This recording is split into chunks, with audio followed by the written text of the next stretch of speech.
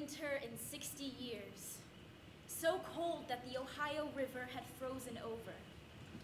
Peggy grabbed Richard's hand and held her infant to her chest. The two boys had fallen asleep, but Mary stayed awake and played with the rags that hung from her mother's back. Freedom was right there, across the frozen river. The cabin ahead would be the family's last stop on the Underground Railroad, and the time spent there would be the last hours spent in bondage. The family left the sled behind and decided to make the last trek by foot. They started running and running and running against the backdrop of a gray winter sky.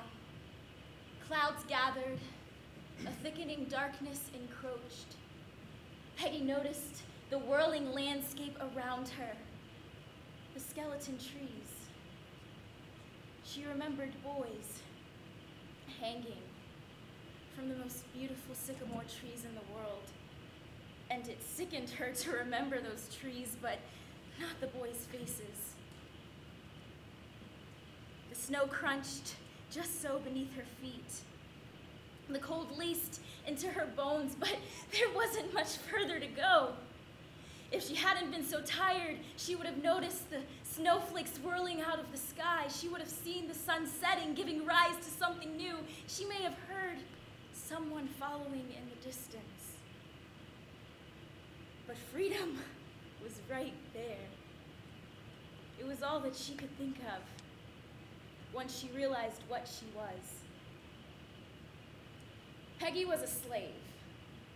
I don't have to tell you that slavery was wrong, or that it was probably one of the greatest crimes committed against humanity.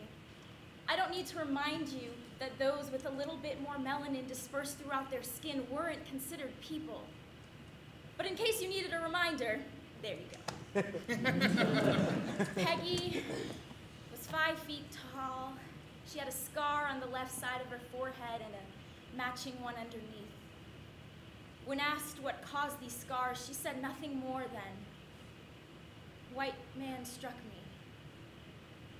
She was 22 years old, and so am I. But instead of finishing out an undergraduate career, Peggy longed desperately for something that everyone should automatically be. Peggy was a slave, and she wanted to be free, like people want to be free. The thing about Peggy was that she didn't fit neatly into the black or the white. She existed in a sort of in-between, in a place of perceived sin. She was the daughter of a slave owner, and her children were kin to another. There was a different kind of opposition with being mulatto. If you were mulatto, 9 times out of 10, your dad thought that he owned you. But Peggy, she met Richard, another slave, on a neighboring plantation, and they promised each other that one day they would be free. The family sat around the fire, doing as best as they could to stay warm. Peggy took the shoes off of little Mary's feet and watched the icicles melt off of them. There wasn't much longer to wait. Peggy waited for Uncle Kite to come back to the cabin with directions of where to go next and how to best get to freedom. Uncle Kite was free.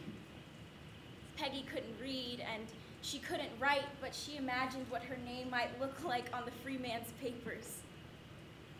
Margaret Garner, free. It was then that little 2-year-old Mary started crying. Peggy was terrified that someone might hear outside the cabin's thin walls. Not even the chilling wind could stifle the child's screams. She bent down in an attempt to soothe her daughter. She remembered the song that her mother used to sing to her. Some glad morning, when this life is over, I'll fly away. When I die, hallelujah.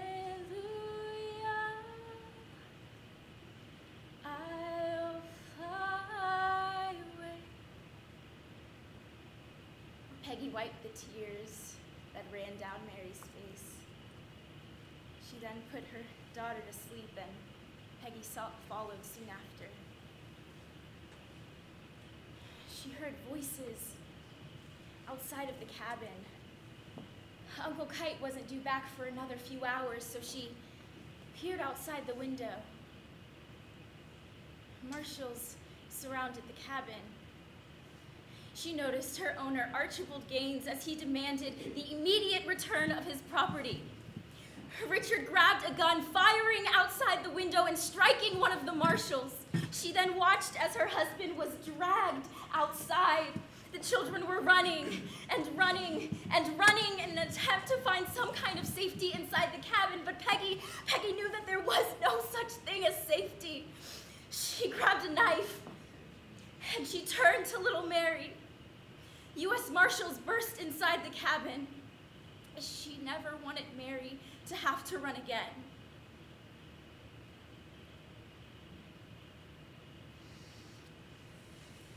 The headlines read, "Extra, extra, stampede of slaves, a tale of horror. U.S. Marshal shot, an arrest made by the U.S. Marshal, coroner's inquest, great excitement." Great excitement. Thousands of people flooded the streets outside of the courthouse.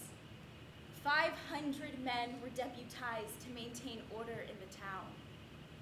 You see, fugitive slave trials normally lasted less than a day.